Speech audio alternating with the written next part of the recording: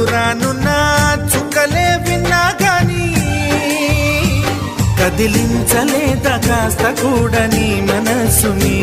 పరదాలు దాటి ఒక్కసారి పలకరించవేమి అందరినీ ఇలా వెంటపడి అడగాల సరదాగా నువ్వే ఎదురైతే సరిపోదా నిద్రపోతున్న రాత్రి నడిగా గుడికి చేరిన గువ్వల నడిగా